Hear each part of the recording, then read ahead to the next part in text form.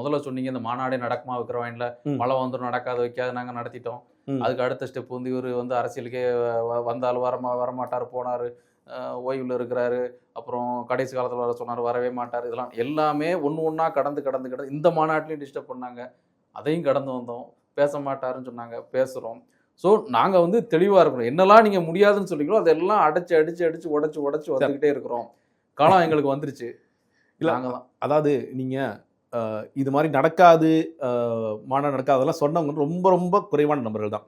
முதல்ல விஜய் அவர்கள் வரும்பொழுது விஜய் அரசியலுக்கு வருவாருன்னு நிறைய பேர் யாருமே யோசிக்கல. நீங்கள் ரஜினிகாந்த் அவர்களுக்கு பேசப்பட்ட மாதிரி விஜய் குறித்தெல்லாம் நிறைய பேர் வருவாரா வரமாட்டாரா அப்பெல்லாம் பேசவே இல்லை. திடீர்னு ஒரு முடிவு பண்ணுறாரு, கட்சியை பதிவு பண்ணுறாங்க, வந்துட்டார். அதனால் வைக்கப்பட்ட விமர்சனம் என்பது இவர் களத்தில் வந்து வேலை செய்கிறாங்க. இவரை சொன்னதை வச்சு தான் இவர் வந்து 2ஆம் தேதி எழுதுகிற அந்த கடிதத்தில் நான் முழு நேரம் அரசியல்வாதியாக வரப்போகிறேன், முன்னோர்கள் வந்து பாடங்கள்லாம் கற்றுக்கொண்டு வருகின்றேன், தமிழக வெற்றி கழகம் தமிழக மக்களின் உரிமைகளுக்காக நிற்க போகின்றது, இந்த விஷயங்கள்லாம் பேசுகிறார்.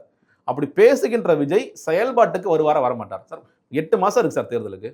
8 மாதம் தேர்தலுக்கு வச்சுக்கிட்டு நான் இன்னைக்கு வரைக்கும் நான் களத்துக்கே வரமாட்டேங்கும் போது விமர்சிக்கலாம் இல்லையா? இன்னொன்று, நேற்று பேசுனதுலேயே அவர் தேவையில்லாமல் வந்து நடிகர்களை சீன்றார். யாரை சீன்றாரு? நீங்க ரிட்டையர் ஆன பிறகு வருகிறீர்களா அப்படின்னு யாரை சீன்றார்? கமலஹாசனை சீன்றாரா? இல்ல வந்து விஜயகாந்த் சீன்றாரா? இல்ல ரஜினிகாந்த் அவர்களை சீன்றாரா? எதுக்கு நீங்க உங்களுடைய ஆன்லைன்ல இருக்கிற பசங்க பண்ற சில்லறத்தனமான விஷயங்களை நீங்களும் மேடையில் பண்றீங்க? அது எப்படி சரியா வரும்?